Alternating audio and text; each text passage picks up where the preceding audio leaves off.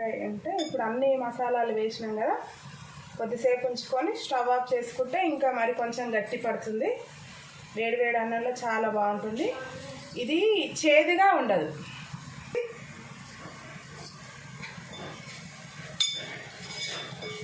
వేడి వేడి అన్నం రొట్టెలోకి కూడా చాలా బాగుంటుంది.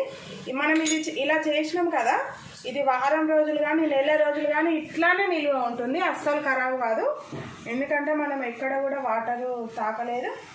ఎందుకో కానీ పెద్ద కాకరకాయ కన్నా ఎక్కువ రోజులు అయితే ఎప్పుడైనా ఇదైతే నిల్వ ఉంటుంది. ఒకసారి చూడండి.